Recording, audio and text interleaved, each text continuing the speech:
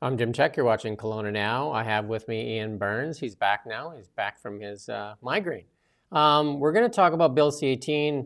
Ian did a story on Friday talking about the Liberals ending their meta boycott on the Bill C-18. Maybe just kind of go through that article a bit, Ian. Yeah, well, it was actually CTV that did this. They sort of got the scoop last week where I'm not sure how. They didn't really explain how they got this scoop, but I guess somebody probably just sent them an email or one of their reporters just saw a government ad on Facebook or Instagram, I suppose. But they just went and asked the federal government, and it was the Privy Council office for some reason that answered the question and told them that yes, as of January the 23rd, they've um, they've put up $100,000 for the federal government to advertise its GST HST tax break, which expires in a few days, I believe. So I guess they just wanted to maximize that little policy of theirs. Anyway, and then I looked at it and I spoke to the same people, and they told me that in the intervening period, which is just a couple of days, that they'd allotted another 180,000 or just under $180,000 for a campaign on housing and another campaign for Parks Canada. And this is interesting. If anybody's wondering why that's interesting, it's because the federal government or the Liberal Party and Meta are officially at war. They officially kind of really don't like each other, and that's because of the Online News Act, which was an attempt by the federal government. They say it was an attempt to get these big American tech companies to pay a little bit of cash into journalism, really, or independent journalism, so that they could continue to do the valuable service that they do in communities across Canada. Uh, and well, that's what they said anyway. That's what they said it was about. That's not how it's worked, because in the end, we've all been blocked from Facebook and Instagram. All news in Canada is blocked from Yeah. Facebook, Instagram. Caught in the crossfires is our organization. We lost our audience of 200,000, and we haven't gotten any subsidies from the government. So we've been going without our audience, had our revenues halved, and this we can't seem to appeal to Facebook or to the federal government. Neither one seem to want to listen to us, and it's hurt media and actually put communities at risk during the fire season and stuff like that. People were scrambling to share news because you can't put any news on Facebook or Meta right now, and that's part of what's really kind of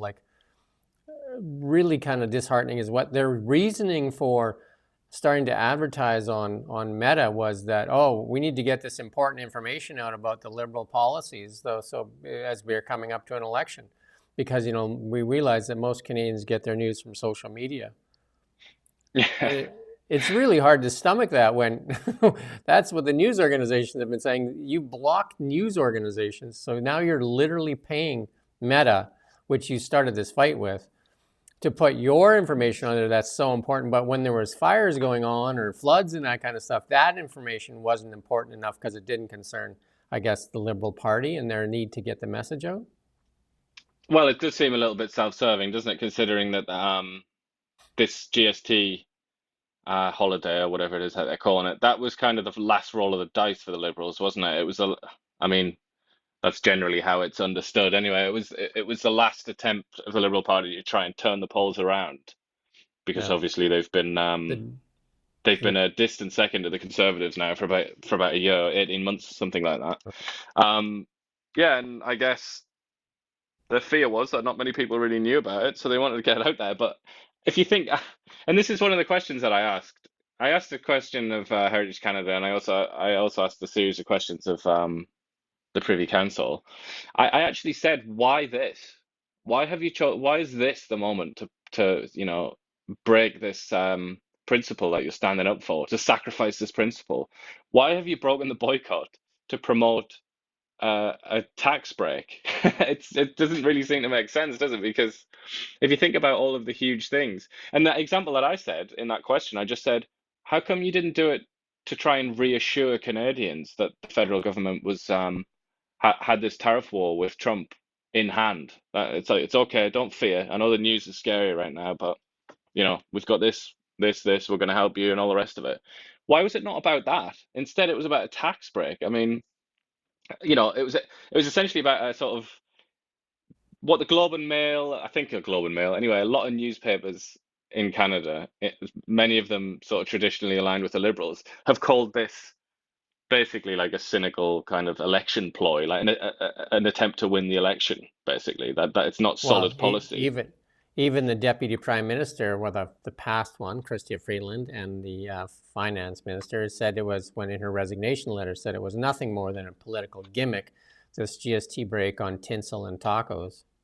Yep, exactly.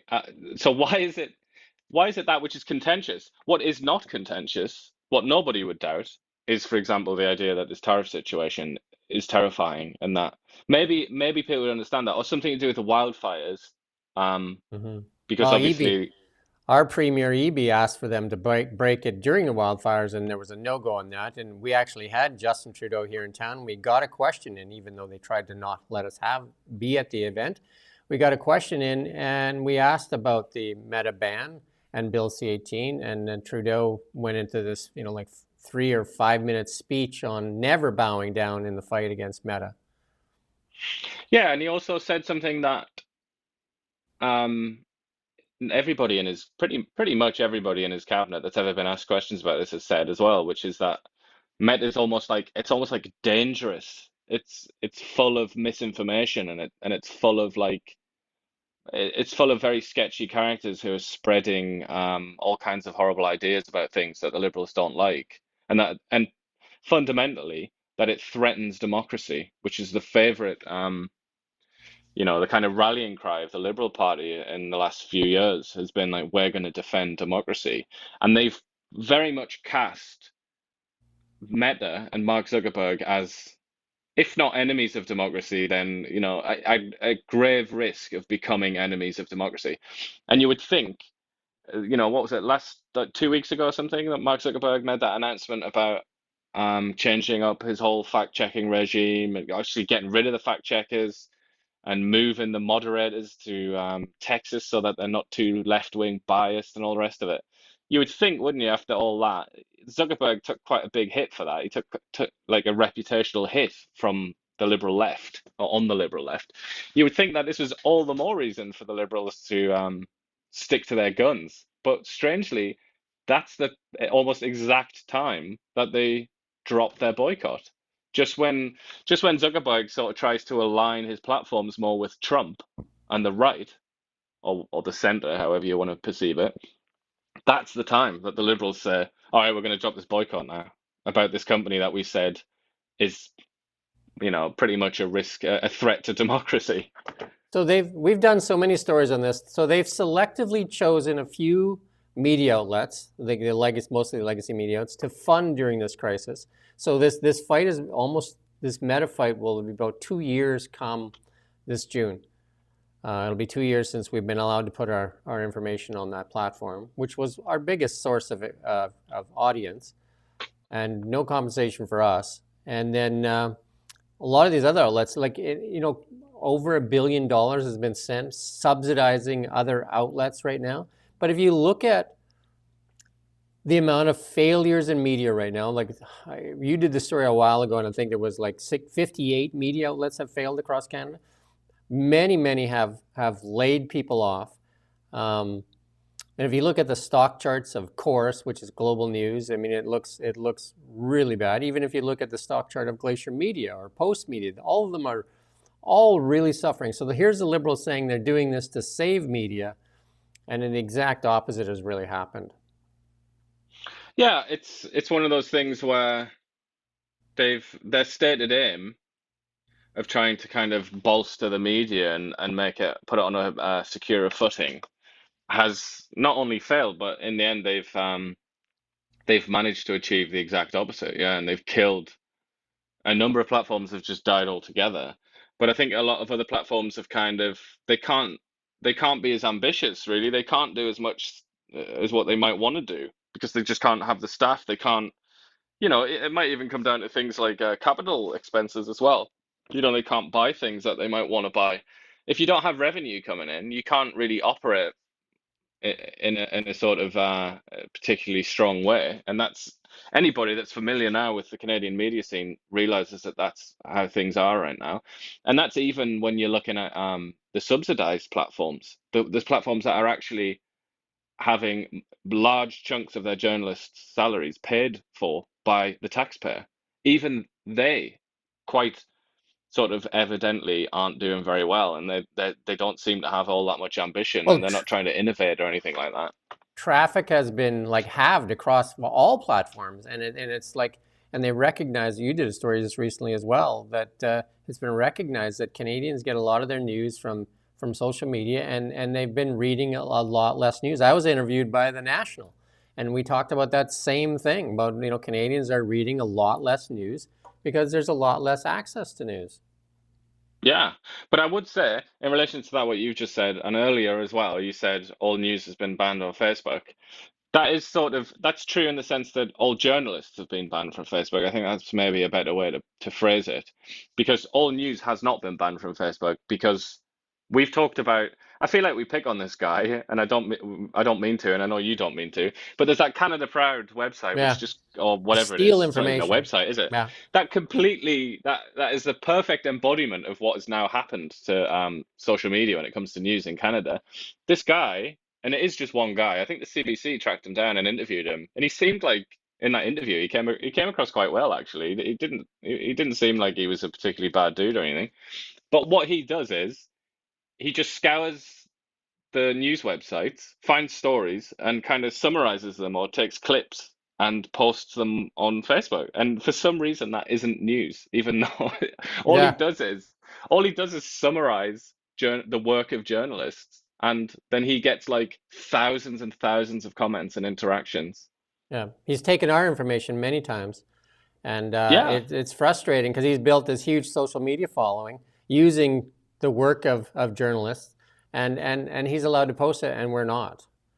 Well, he's kind of like again, like I really don't want to sort of pick on this dude, but it's almost like, during prohibition of alcohol. Naturally, when you do something as stupid as that, as a government, when you make a mistake as colossally bad as prohibition, you will create a sort of a legal regime or a system where somebody comes in to fill it, or certain groups come in to fill it.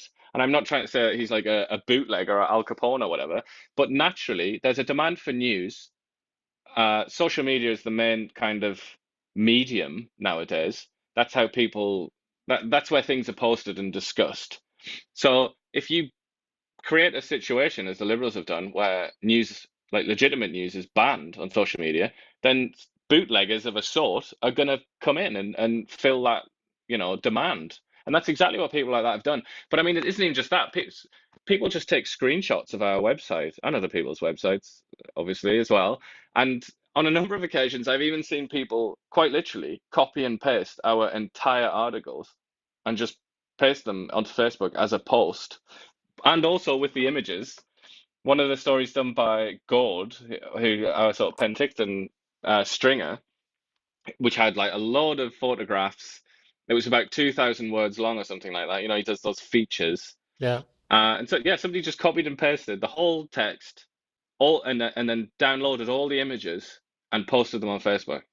I mean, so it's in many ways it's even worse than just a ban on news because it's like it's a ban on journalists, and it allows these people, should they choose to manipulate this content in any way that they want.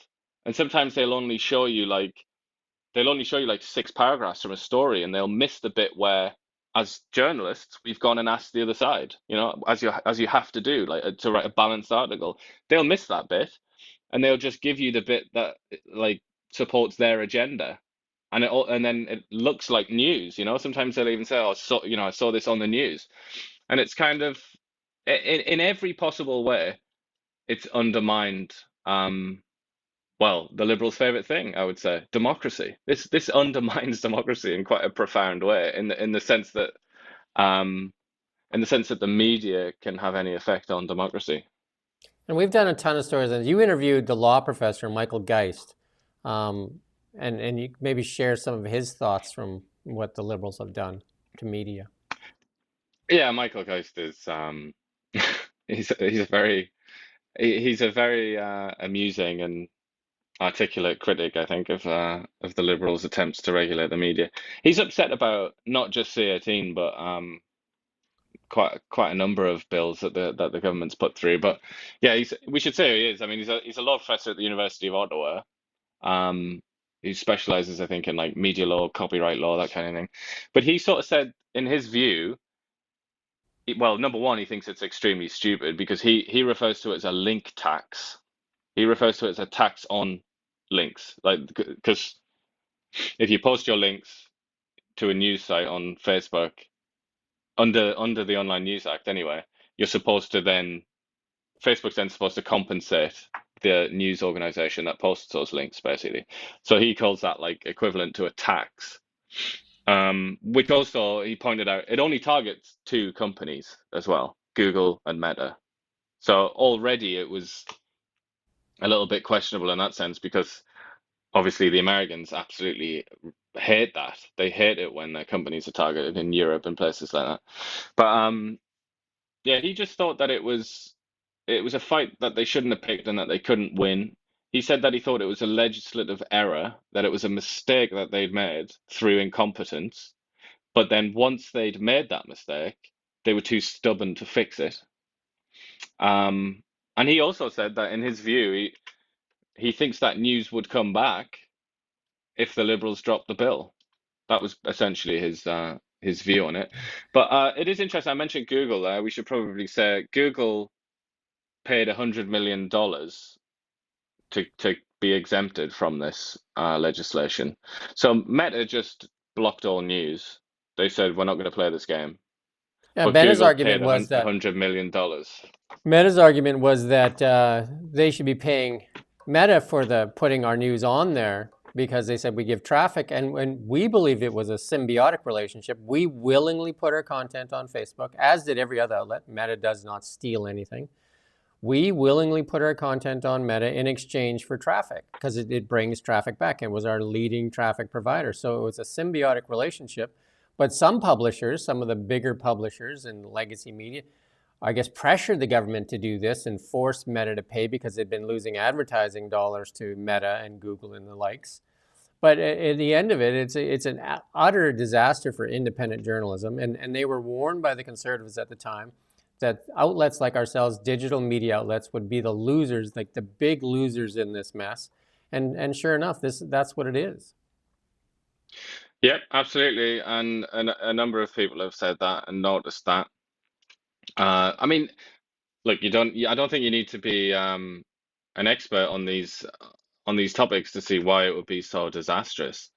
I mean, how many people nowadays, even among ourselves, I mean, how many people do you know that like have a list of websites that they go to every day, and that's how they kind of navigate the internet. It's like, okay, I'm gonna go to this website, this web. It's not really how it happens, is it? Like you find links, you stumble upon links. That's the whole point of social media in a way. So if you remove that, then you remove the kind of the serendipity of it, don't you? And it means that people have to just literally type in, theglobeandmail.com or something like that, or get the app or whatever. And I think it just seems like the most obvious thing in the world, really, that traffic would collapse in an environment like that. But I don't know, it feels a little bit like that the Liberals or the federal government didn't really have the right to they didn't really have the right to take that gamble with an entire kind of sector of the economy, if you want to call it that, or kind of subsector of the economy, They've, because they, obviously it must have crossed their mind. There must be a document somewhere in the federal government where somebody warns and says, okay, like possible negative outcomes, Facebook blocks news in Canada. That must have entered their minds, surely. it's So in really that sense, they've kind of gambled with the whole news sector and obviously lost. it's really made news outlets in Canada really reliant on government handouts. And that's one of the things that people should be scared of in the beginning, is that the government now is the one that's feeding these outlets. And obviously that's not a great place to be for independent journalism, is that that's the only way they're surviving. Because I talk to people in the United States and I say that we're blocked, and they're just like, no, you're not. Like, that's like, how could that be? They just can't even comprehend that news in Canada is blocked on Facebook and Instagram. And again, the I would say the beneficiary to all of this, if there is a beneficiary, would be the government having like massive control over media outlets, and to the detriment of most media outlets. Now they're basically, hand in mouth, having their survival depends on it. Yeah, well, that was the. It's interesting how this is kind of split down partisan lines, and all the sort of different partisans interpret it according to their kind of, the way that they perceive the world. But I remember we spoke to John Rustad, and he sort of looked at it along those lines. It's like this is like sorry, this is like government control of the media. And he was saying that it's like Banana Republic sort of behavior. But then we spoke to, or you spoke to David Eby, and we also spoke to Ravi Parmar, who's now the Yeah. forestry minister, and their view was very, very classic NDP, wasn't it? It was like the corporations, like they're coming in, they're Mm. kind of these vultures, I believe is what David Eby said. But I mean, caught in the middle of this pretty sort of banal political argument is the likes of our platform and many other independent platforms who kind of don't really take a side, aren't partisan in any way, but are kind of being gobbled up by this feud. And our criticism for sure has been that the Conservative part of the official opposition in Canada has been relatively silent on this. For like we've sent many a request, and we've and I know that they like their big thing is defund the CBC and that. And I would agree that defunding all media outlets is the best course of action for media, and allow media to operate, but also give us back what we earned, and that audience is what we earned. That we went out and earned that. We didn't get any money for that. That's ours, and taking that away from us actually hinders our ability to operate. Yeah, it does surprise me, and I feel like maybe I should write an editorial about that or a story about that at some point because I feel like not many people realize that the Conservative Party aren't really saying anything about this. I mean, in the past they've sort of said a couple of things here and there, like Pierre Yeah. Poilievre has Dan sort of Elbus has said that he written some doesn't like, stuff. Dan Elbus, Tracy Gray yeah, have written some things, but Tracy they Gray, haven't Dan taken a Albers. strong position on it, though. No, but I mean they've had strong words, Albus and Tracy Gray, and Pierre, like I said, quite a while ago, did speak negatively of the Online News Act and sort of suggested that he would get rid of it.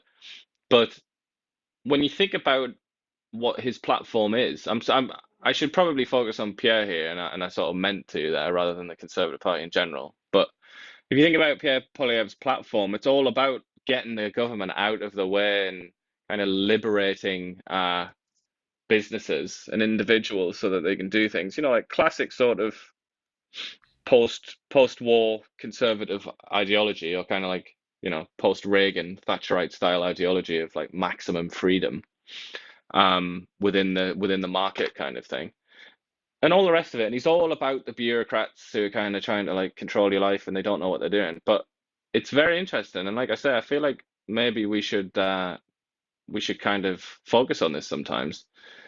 He will not speak on this issue. The Conservative Party, for this story, for example, very interesting story, I would say. They send me emails quite often, the Conservative Party, and they're very upset if I don't add their comments to if I don't like instantly add their comments to some sort of story I do in the Conservatives. When it comes to this, it's just tumbleweed.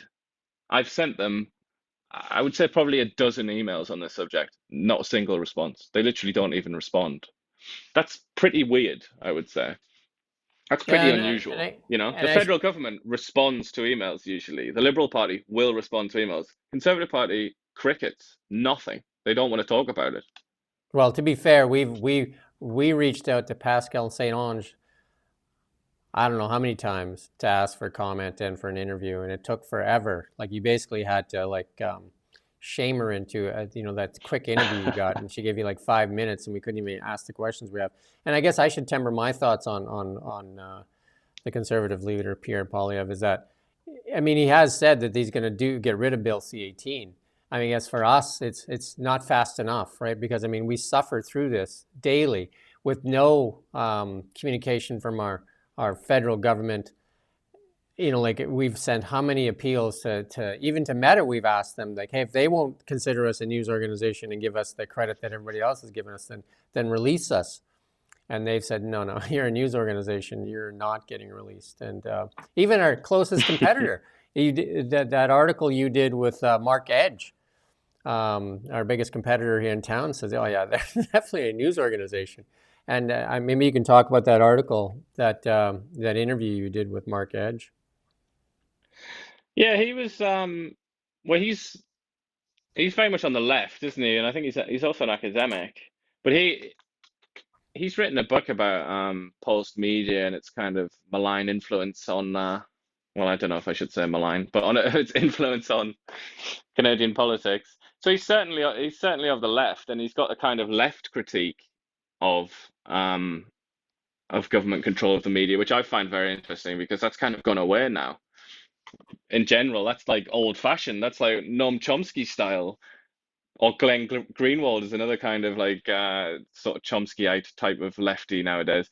But nowadays, the left is much more likely, in my view, anyway, as I see things, they're much more likely to want to prohibit access to information and talk about things like misinformation and block news and so on. So I found it quite interesting because that's just a bit of background anyway. He's like an old left kind of guy, but he was just very interested in one particular aspect. He was interested in the how they decide because the federal government created a panel of people, many of them with not all that much journalism experience, but some of them do actually have quite a lot of journalism experience. But this panel refers to itself as an expert panel. They're the ones that decide whether or not you get the subsidy from the federal government, basically. They make that determination of in many ways it's like whether you live or die. It's this panel. And Mark was very interested in how they make that determination really because it is very, very vague language. And that's something that we've complained about as well, where they they don't they don't sort of list any particular requirements really, or the requirements that they list are quite vague. It's like you must publish original content. Don't say how much original content. And if there's a few things like that, and yeah, he was quite intrigued by that. And I believe also Michael Geist was interested in that because obviously that's what it all hinges on. If you accept or deny an application, basically tends to hinge on that the original content bit because that's what it all kind of focuses on. And they obviously determined that we didn't produce original content, even though of course we do, but they didn't say anything about how much you had to produce. And it seems to be that that's kind of because they looked at a lot of our stories and we use Canadian press and we write RCMP press releases up and stuff like that. And they looked at that and they said, "Oh, that doesn't count. That's not original." Even though we also obviously put out quite a lot of original content as well. And there's no kind of minimum. There's no this is the thing, like for something as important as this, talking about like hundreds of millions of dollars here, you would expect that would be pretty clear, wouldn't you? And it isn't. And I think that I think it's that was intention. his main interest. A cynic would say it's intentionally left vague so that they can do this type of thing, because I would argue, and we have argued, that we have the most experienced newsroom in the Kelowna area. We have the guy that ran the CTV desk. So he was good enough to run the CTV desk here for, what, 10 years? And then we have, Yeah. one of the veterans from the Daily Courier that was, running the business editor there for 30 years. We have you that worked at the Daily Mail and has training from British journalism. And, Josh is the news director, been here like close to 10 years now. All of these people are trained from like BCIT and stuff like that. And yet, it's I think like a cynic again would say that it's left vague so they can control who gets the crumbs and who doesn't. And we've seen media outlets fail across Canada. Even the ones getting the money are failing. Yeah, I don't know how the hell they're managing to fail even when the government is paying, you Well, know, look at CBC's. 2/3 of the salaries of their reporters, but yeah, they are failing. CBC just reached out and said what they need another 400 million or something in addition to the 1.5 billion they already get. Just a little top up, please, my lord. And they were doling out bonuses to the executive while they were laying staff off. Yeah, that certainly doesn't look very good, does it? I mean, Especially when you think like it's not like they're breaking down the barriers of what's possible in journalism or anything like that. They're pretty much just doing what they always did. the I would recommend that people go listen to that Justin Trudeau um, speech that he made. Though when we asked that question, when he went into that long thing, how he would never bow down to Meta, Yeah. and here it is. We're still suffering. We're still suffering because we don't have access to our audience. Facebook is winning because now the government, who's a big advertiser or was a big advertiser with Meta, is now advertising. And media outlets are still, the ones that are getting the subsidy, are still dependent on the government for their survival. Not a great place to be. Yeah, I mean this to me is they've waved the white flag, clear as day. I mean Meta had already won completely. You Yeah. know What? Meta had won. I mean as a journalist, you know which side has won based on which ones are most eager to get out their message.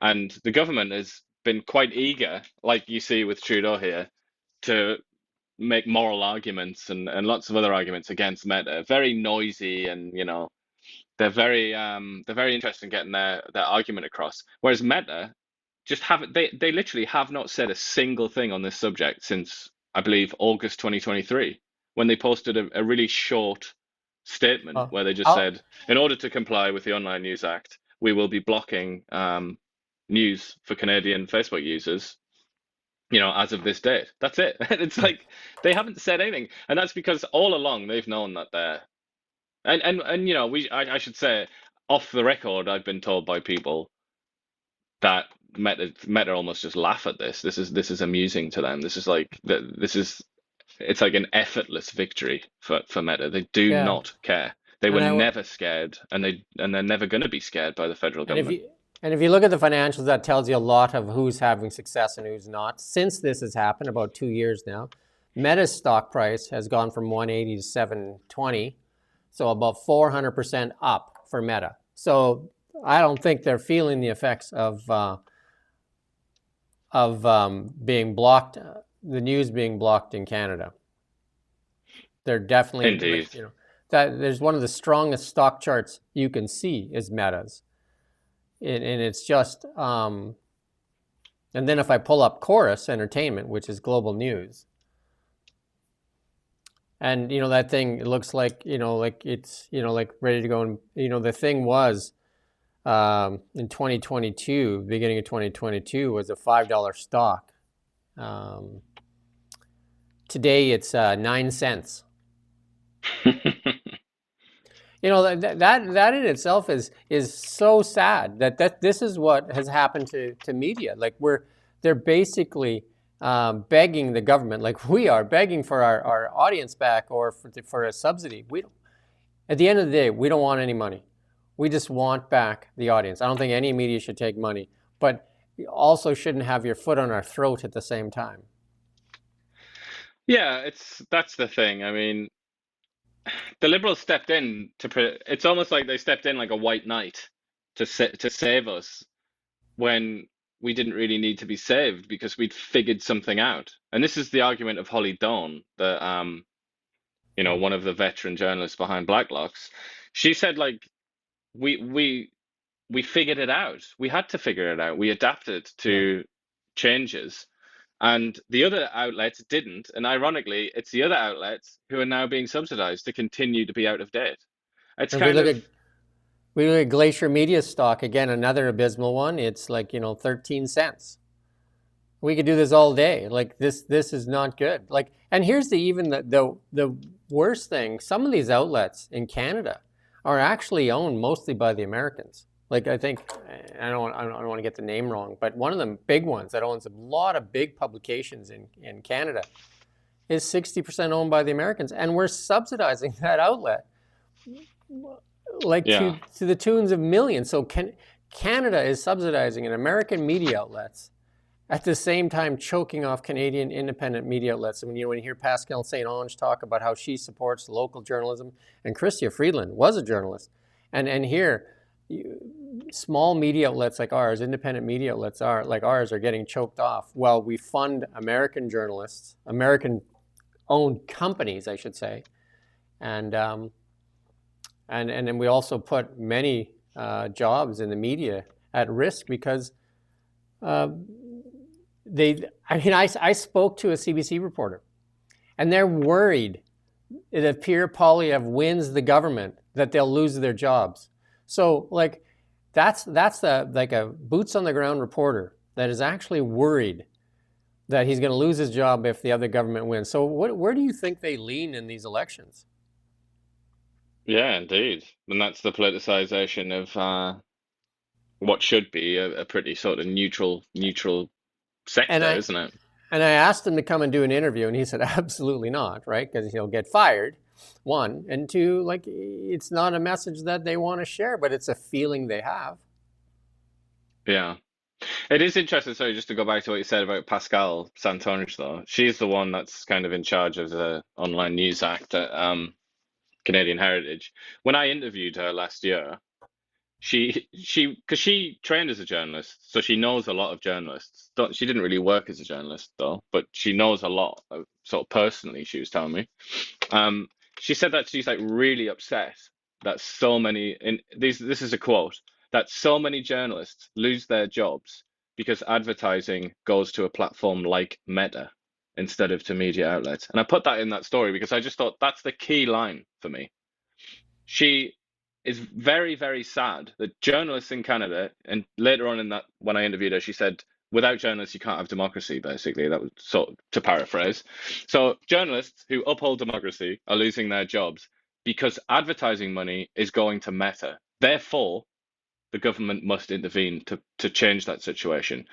And yet now here we are, fast forward like a year and a half or whatever it is, and the federal government, instead of giving money to media outlets to advertise, is giving money to Meta, Yeah. an American company that they say This subverts democracy. this reminds me of an old movie, One Flew Over the Cuckoo's Nest. Like it's just Yeah, it's where you had to. I think that was the movie where you had to say that you were sane, but if you said you were sane, you're obviously insane. I think like to just to try and get some sort of perspective on this, I'd say we're in the dying days of a government.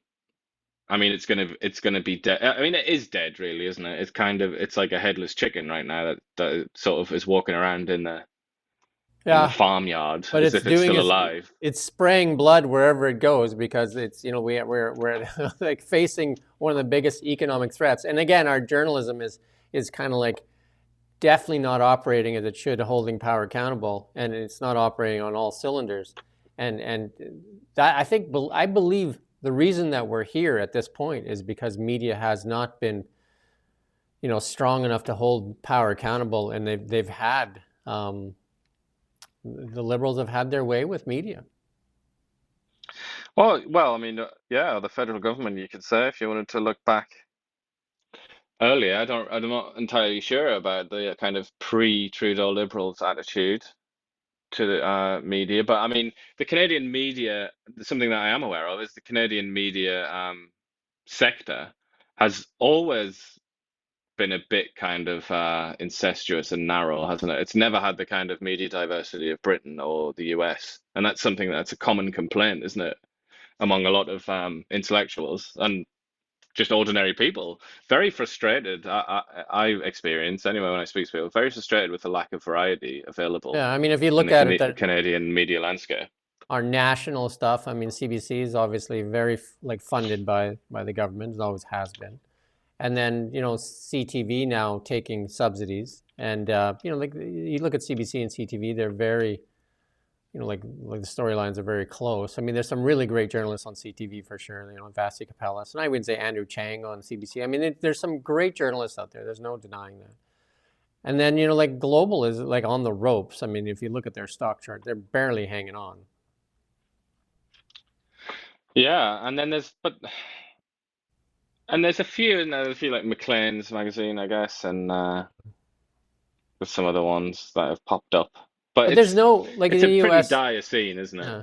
In the U.S., they have the CNN, MSNBC, and then they have on the other side of that spectrum, they have Fox News, which is like one of the top outlets out there now. But then they have all these massive podcasts actually as well in the United States. The Joe Rogans and the different things like that. We just don't have that much diversity here in Canada, and I think taking news off of social media has really hurt Canadians, especially in our community with wildfires and that type of stuff. People scrambling to get information. I mean, I talked to some of the city councilors. They were basically trying to cut and paste, take like just like you said, that one guy. They were basically taking our stories and cutting and pasting them onto the Facebook, not being able to link back to Kelowna Now or Castnet or whatever. They just basically had to rip the content completely, which is really to the detriment of organizations such as ours. But I mean, they were trying to get information out, and it's just Yeah. odd that the safety and security of a community does not matter, but getting out. This is the part for me. Getting out the tax break on tacos and tinsel is so important to break the ban. It's that is that's almost like the cynic in me, my cynic radar sort of picks up on that and wonders how deliberate that really was in that case, because that is like so obviously ugly, and it's such a bad look, isn't it? To break the to surrender your principles and break this boycott so that you can advertise your last ditch attempt to survive as a government. It's almost like I feel like the political operators in the Liberal Party would have said no. That's too obvious. Like let's break the boycott, sure, but let's break the boycott because of the Trump tariff threat, or let's break the boycott because of like I don't know, something that everybody can get around, like sexual assault or something, like just something that everybody will support. It's like no, we had to do this because there's too much of this is happening, But whatever this is.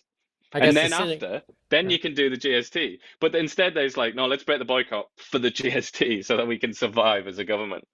Well, the cynic in me would say that's part and parcel of a very selfish party, and that is that really doesn't care about the damage that they've done to media, and you can't tell me that media is healthier from the interference that the Liberal government has put into media. Yeah. Well, it's this is what you learn as you get older, really, isn't it, about politics? Essentially, all politicians give you a false prospectus when they're trying to tell you what they want to do and what motivates them and so on. The only real way to judge any sort of a political party, political platform, or a kind of one idea, that the only possible way to really judge it is based on the results, I think. And I think you should pretty much ignore entirely the motivations that they give you, or the kind of the PR spin on it, and what they're trying to achieve and so on. You should pretty much only look at the results. That's kind So of is so then is the that's what I goal? live by with Yeah. politics. And if So you look at would the results here, it's been absolutely calamitous, hasn't it? and so would the goal then be to just like for especially for an out like ours is just like we're here to help. Just we would will they have their knee in our throat and say hurry up and die? Well, a couple of the people that I interviewed said that. I mean, Holly Dawn has said that two times, I believe, to you. I think she said it Yeah. the first time you interviewed her as well, which is that the federal government, does actually have a kind of hostility towards independent media, and that they are quite gratified to see them suffer because they're harder to control. That's basically her argument. But I put that to Michael Geist, who I would say maybe is a bit less of an insider than Holly Dawn. I mean, insiders in like has less contact with the people that actually run government, and just to kind of get that out of the way. And he said he does not think that. He doesn't believe that at all. He thinks that they're just incompetent. He thinks that. It was just a, it was kind of like a utopian idea that they didn't really know how to implement, and then they screwed it up, and then they were kind of caught holding onto a bag on fire and didn't know what to do with it. So and I believe I asked Dan Albus, and I think you did as well, asked Dan Albus along those lines, and he didn't think that either, did he? He didn't think that it was a kind of conspiracy. He thought that it was he just thought that they'd made a mistake, I think. And for Yeah. me, anyway, again, another thing, another guide that I go by with politics, if it's of any interest to anyone, is I feel like it usually is a question of incompetence, I think, when things like this happen. Yeah, to And lots of to and some that's people based on though. experience with This with politicians over the years and having spoken to politicians. I think we often think of politicians as like scheming Machiavellian type people who are like masters of the universe. In reality, there's a very, very good chance that the people that rule you are stupider than you are. I think that's a really important thing to remember. Like whoever you are listening to this, there's a really, really decent chance that the politician in charge of your life is less competent than you are at most things. but And I think that just look around you, that's kind of borne out, isn't it? mhm. But let's also remember that lots of times the corrupt will use incompetence as the excuse and say, "Oh no, no, that wasn't corruption. I'm just incompetent." Yeah. Although I don't, it's not something a politician would like to be caught saying. Like, oh no, don't shout at me, lads. I just don't know what I'm doing. I Well, think they try and maintain that we've you seen know we've th seen we've seen the ones in court when they defend themselves when especially we've seen it just recently in the United States where some of them are actually gone to jail. Is that they just like, oh no, it's not. It wasn't corruption. It was incompetence. Yeah, I feel like the classic way of admitting incompetence or trying to suggest incompetence is the old "I do not recall." When it's Yeah. like Mm. usually when it's something that they were absolutely central to, it's like, so why did you press this button? It's like, I do not recall. I mean, That's kind of that sounds like incompetence, doesn't it? I don't want to beat this horse too long because we've done it forever. There's tons of stories on our website. You can go to read this story that Ian posted. Basically, it says Trudeau won't bow down. You go ahead and read that story. The frustrating part for me, on Justin Trudeau is he won't give you a straight answer. He will ask the question and then he'll go into a 5 minute lecture, which is like he likes to do, which is the words are typically meaningless because it says you are here to support independent journalism when clearly that's not the case. Yep, results matter. I mean, politics is a results-based business, isn't it? And that's pretty much all that matters for anybody that's looking at it from the outside and trying to make a judgment anyway. And And the results here with the media, they say that they want to protect the media, they want to protect independent media. I think it's probably fair to say that the independent media has never been so feeble and never had such like gloomy prospects as it does now. And it's not. Their stated aim is to defend democracy. That they're not doing it out of the liberals when they talk about protecting the media, they're not doing it out of the kindness of their hearts. They're doing it because they think it's a fundamental part of our civilization, and that without it, we can't really have a proper democracy. And one of the things that, So we kept talking about though too is why don't other media outlets even defend what's happening to us? And it seems like, well, for the most part, they're worried that they might get cut off as well. I guess so. Or maybe it's just one of those things where, like, if you get on one of the lifeboats when the Titanic's sinking, you're not really going to spend all your time thinking about the people that didn't get on the lifeboat. You just fast adjust to the new reality and roll off into the distance, don't you? It's kind of I just think it's one of those things where it's hard to have empathy for somebody when you're not in that situation yourself. But also with this particular issue, I mean, a lot of them did lobby for it as well.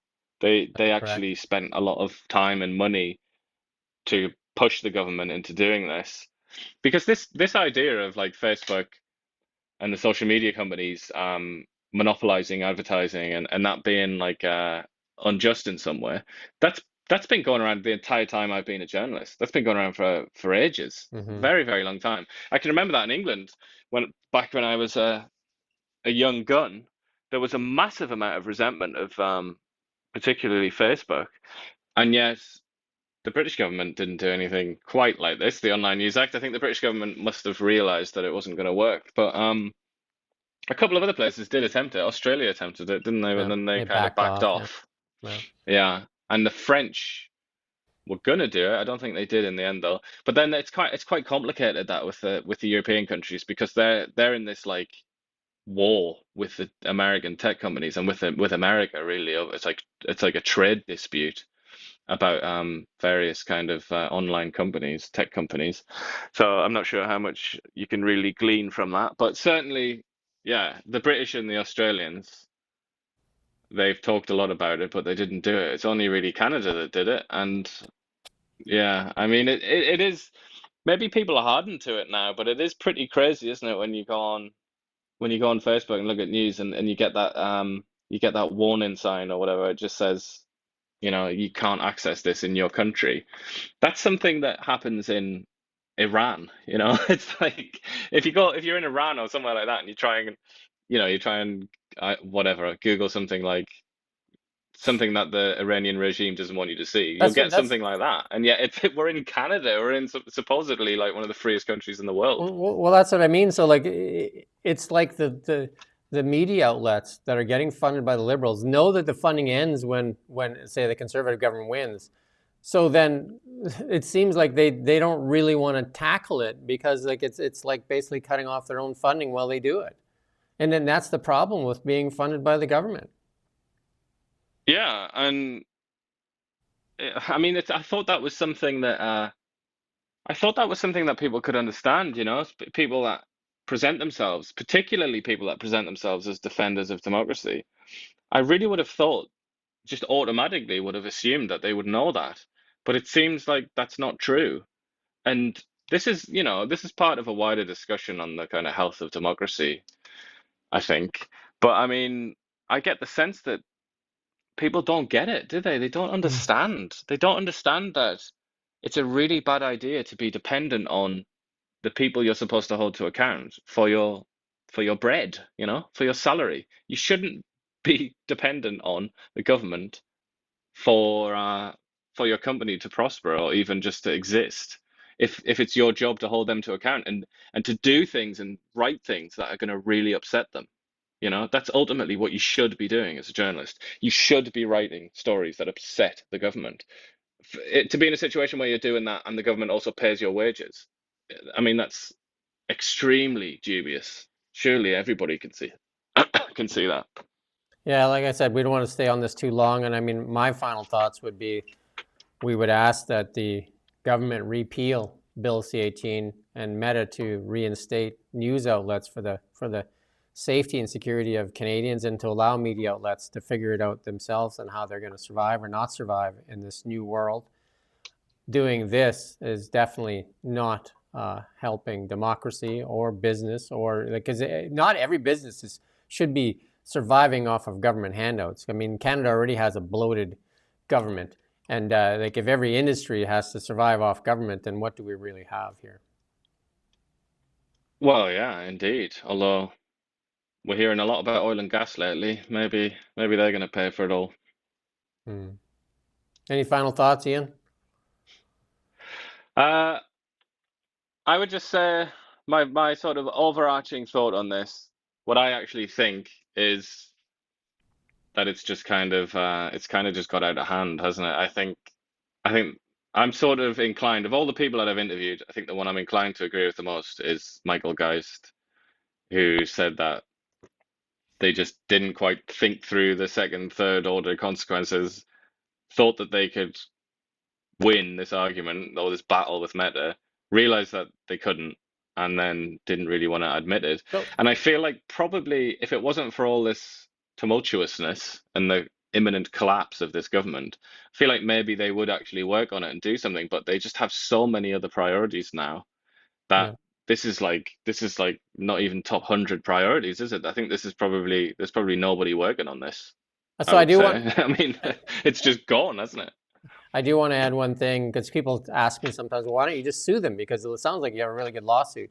So we have talked about that, and I've talked to lawyers, and I'll give you Holly Doan's Blacklock's. Blacklock's what they're doing is they have a paywall, and the government buys one subscription and then shares it across. And I did the interview with on Friday, and that'll go up probably tomorrow, or you can find it on our YouTube. and then shares it across all the outlets. So they pay for one subscription and share it. And so that's the way that she does business. And so they've taken from her a wage that she earns her revenue. And she's taken them to court. And I think she's been in court now for 10 years on this. And she's spent $500,000 so far. And I was advised when I talked to lawyers that you're probably going to win, Jim, but it's probably going to take 10 years. And they're going to keep appealing the decision. By that time, you're either going to be so tired of it or you're going to be broke or be out of business. And they count on that. Absolutely, and that's also, I mean, any big beast, government or otherwise, basically adopts that Well, their legal fees, philosophy. Yeah, are paid by you and I, where you and I have to pay for these. that's See the what I mean? extra Like, so irony. we're paying for both sides of the legal fees.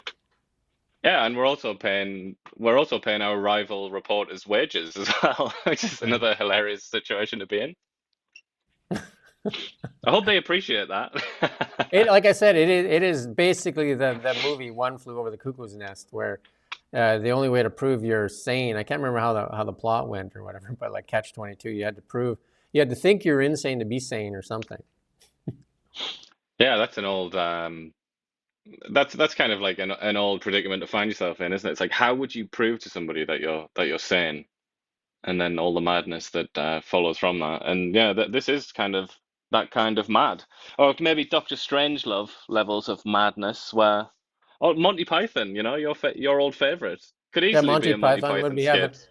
would be having a good laugh on, like, kind of like when you're trying to cross the bridge there in the Holy Grail, right? Asking the questions. Yeah, I feel like John Cleese would do he would perform the role of the government bureaucrat in this one, and Michael Palin would be the journalist trying to just report the news. Anyway, we'll leave it there for now. I mean, we continue the fight. We've actually got letters of support from a lot of MLAs and city officials here sent off to Ottawa. We'll await their speedy reply. Yep, unfortunately, the bottom line is what we've learned. I don't think many politicians really care about news. That's kind of the sad reality that we live in. They have like many other priorities, Yeah, like survival, for uh, example, staying in office. we've reached out to Mark Zuckerberg's crew as well, and the answer we got back from them several times was no. Well, delivered, it's quite interesting. Delivered to my inbox. The only time I've ever got an answer from Meta, I should say. They've only ever replied to me once. I must have sent God knows how many emails. I really couldn't count. But they replied to me once, and the person that replied was none other than a former staffer in Justin Trudeau's office, which Oh, I nice. just found that just kind of was a cherry on top, really. There you go. Winning, Indeed. So winning, winning, somebody's winning. winning. Yeah, probably not us. All right. We do thank you for watching Kelowna Now. Report the news. We live here too. We're your neighbors, bringing you stories that matter to all of us. No government funding, no outside.